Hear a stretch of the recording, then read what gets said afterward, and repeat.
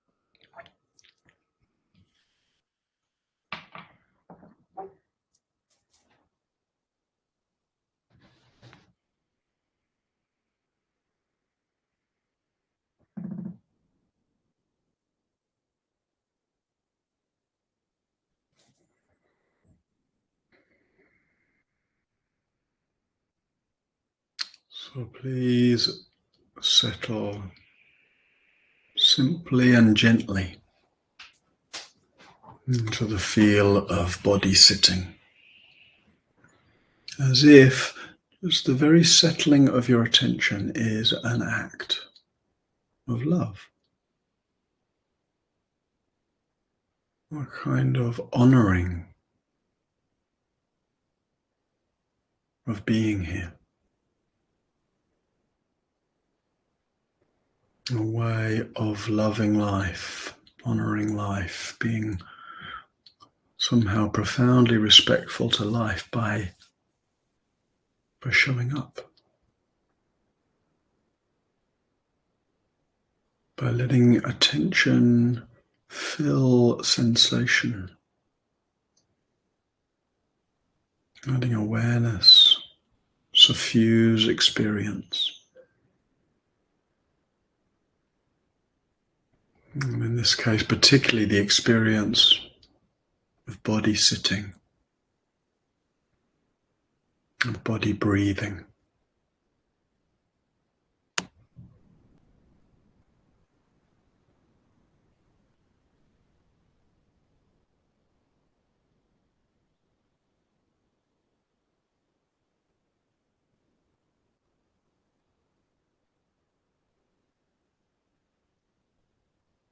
As if to breathe is to love.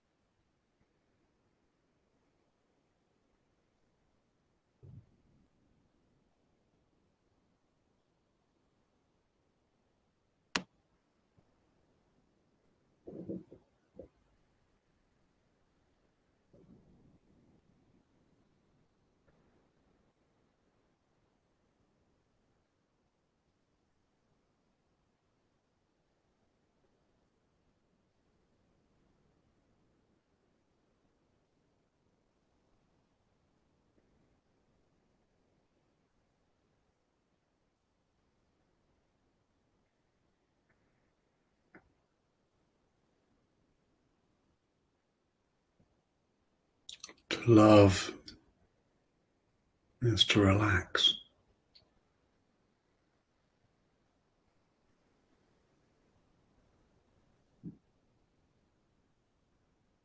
to stop pushing and trying,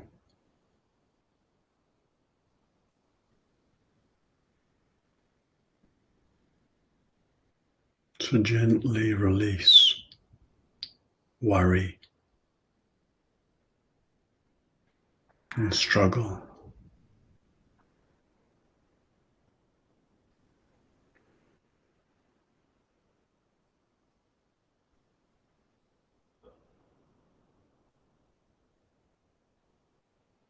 To sit here as if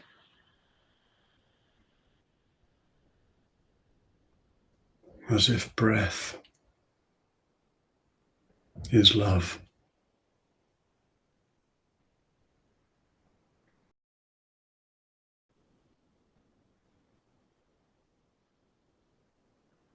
As if sensations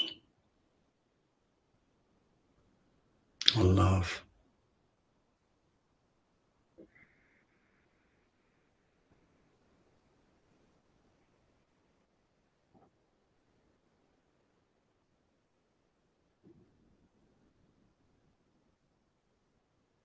As if sounds and thoughts and everything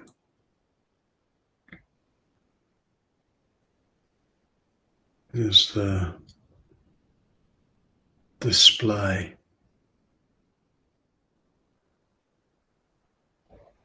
of a fundamental love that is the animating principle of everything.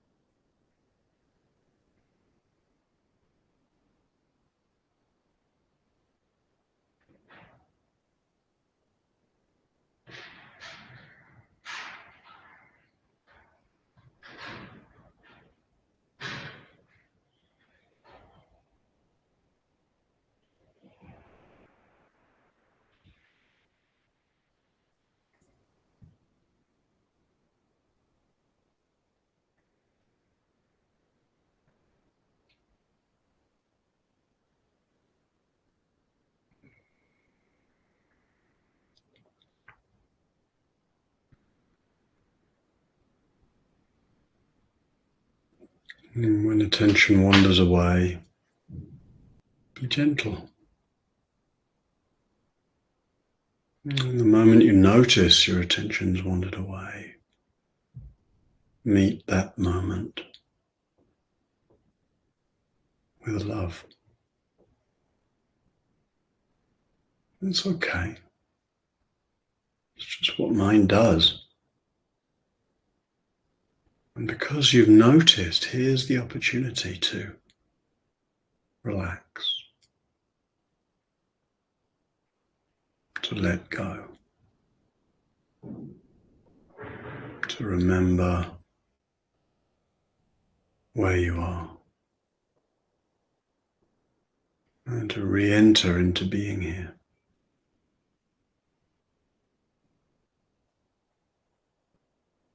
Here in this breathing body,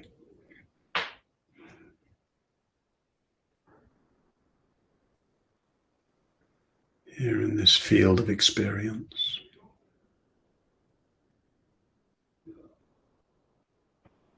Here where love is.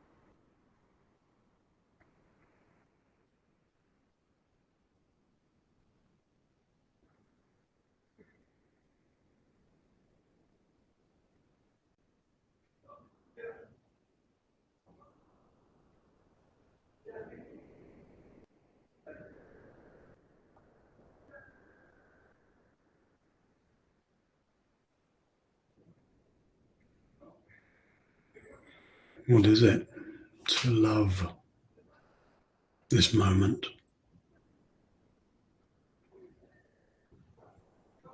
without doing anything, without trying to get anything, without trying to feel anything particular?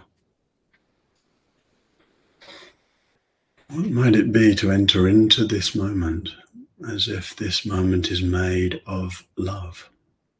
Is the source of love, is the expression of love.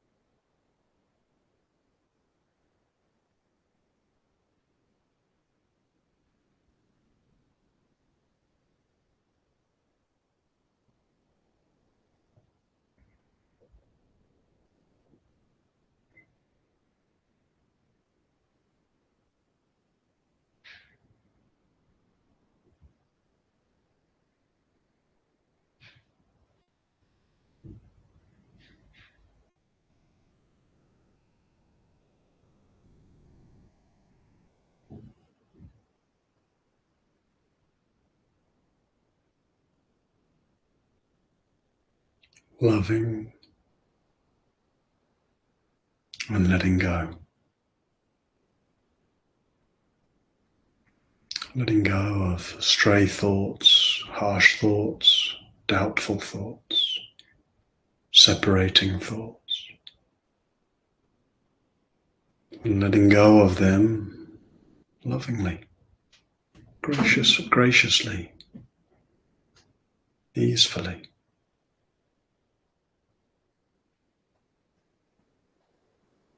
No need for measurement or evaluation of your practice or of yourself.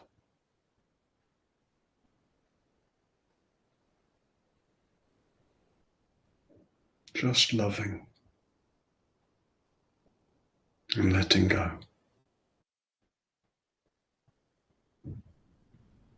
What if right now this was your whole practice?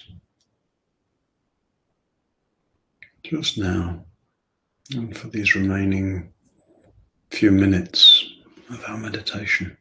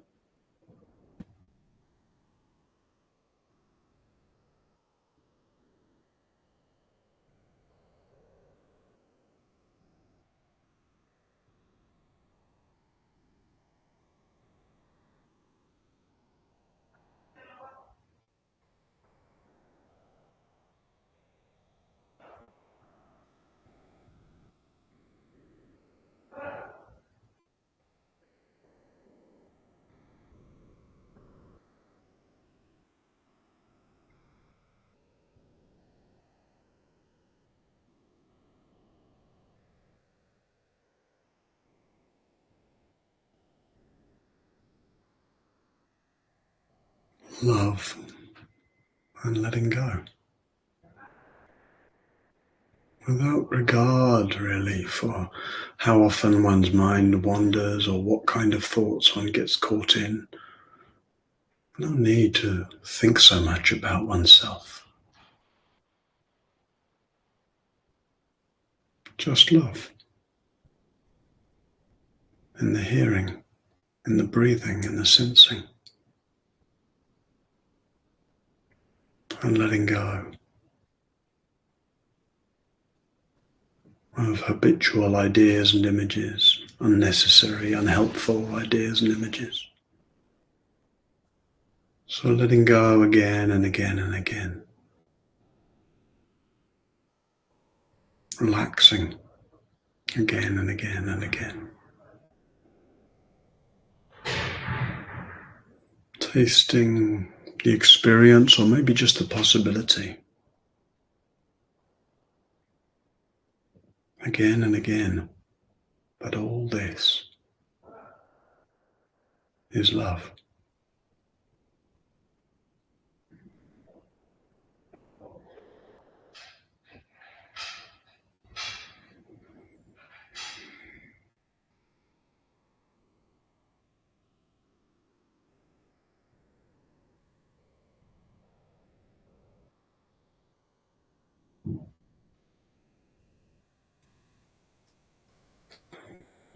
May we all find our true home and our true heart's rest in an all-pervading love.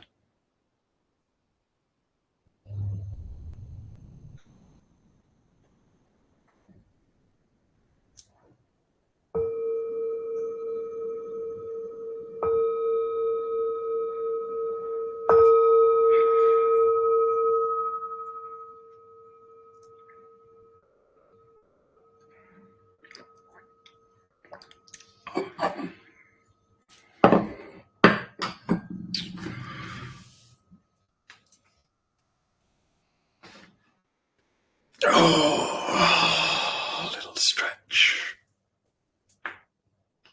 Oh. All right. Nice to sit together. And as I say, there's a little time for anything you might want to explore about your practice. Right? That's the idea of having some time after meditation, is so that if there are things alive in you, moving in you, things that would help to give a little air to, here's the opportunity. So you can just, you can raise your hand to come on screen, or you can just type a question. If you type one, write question in caps at the beginning so that it's easy to discern from the rest of the chat. And two things while you're thinking of questions, maybe two things. One is just, hey, Sangha Live, what a great thing. And it all runs on Dana.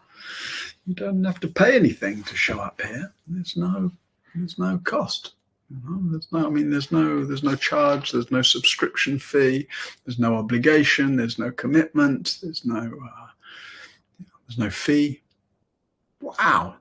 But there are plenty of overheads, there's many thousands of dollars a month that actually have to go to paying the costs of the platform hosting and the staff wages now to keep the website functional, and the coding and the graphics and the communication and managing the email list and doing the accounts. And it's like, it has proper overheads.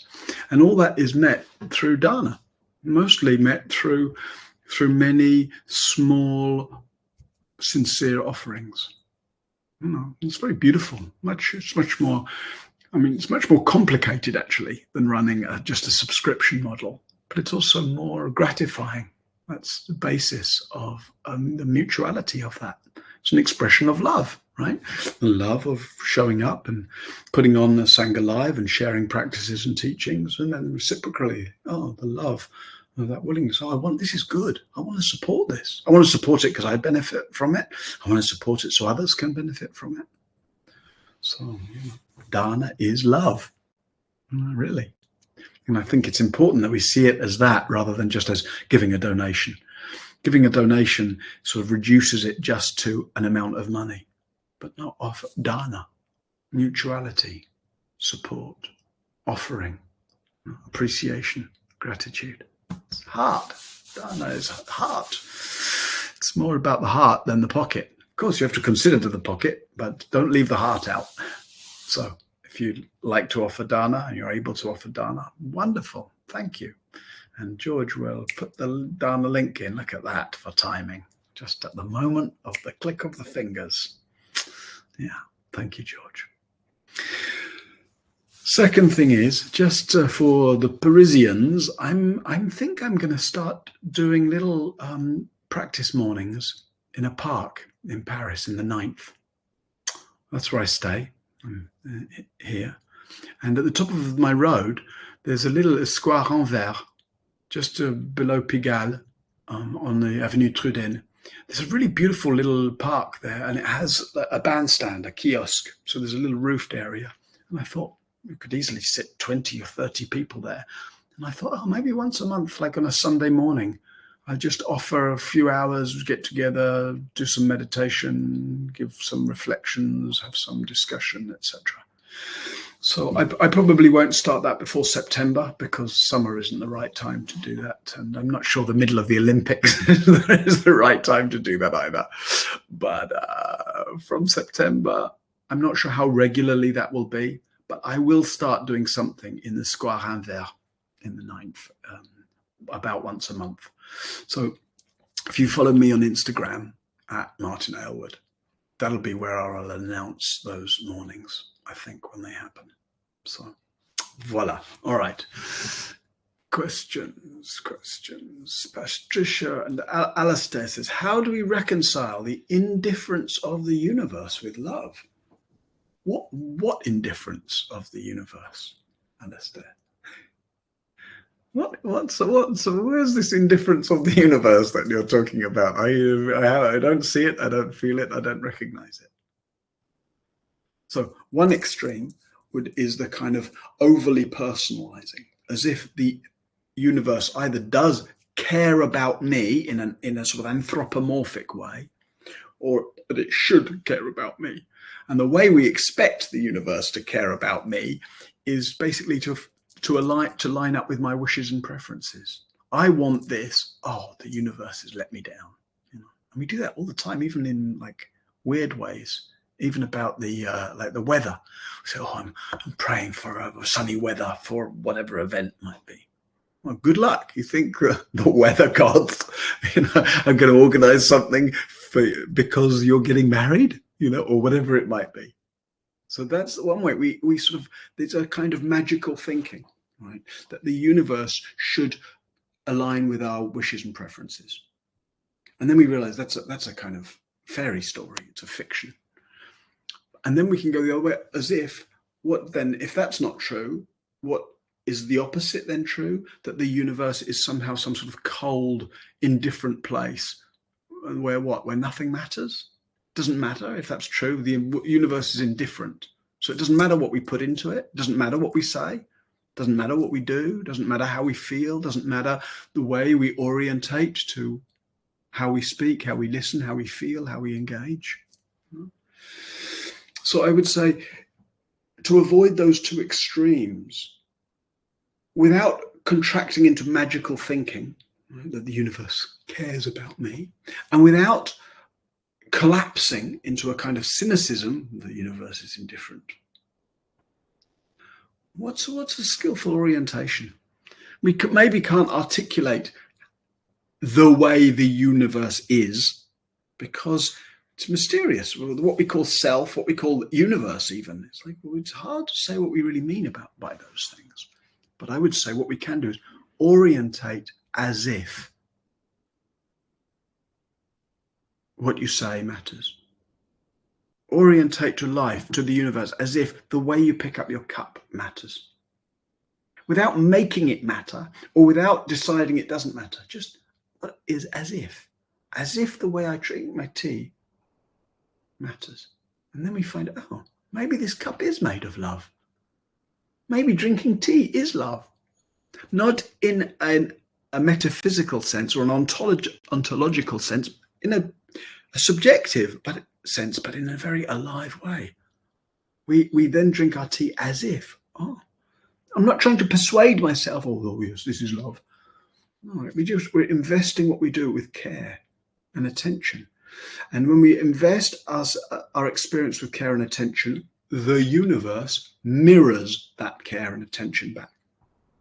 Another way of saying that is when we invest what we do with love, we feel that everything is made of love.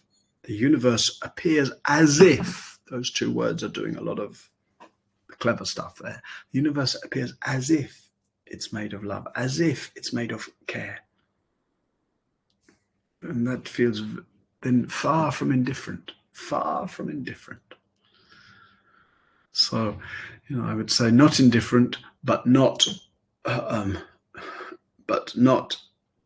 orientating to us in the way we usually think, in a kind of personal way. There's me at the center of things. So I don't know if that sounds like reconciliation or not. Alistair, you can let me know, or you can follow up with some subsidiary question if that doesn't seem like a good enough answer. Yes. All right.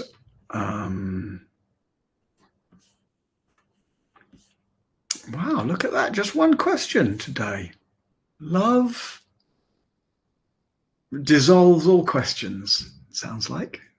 That's no bad thing.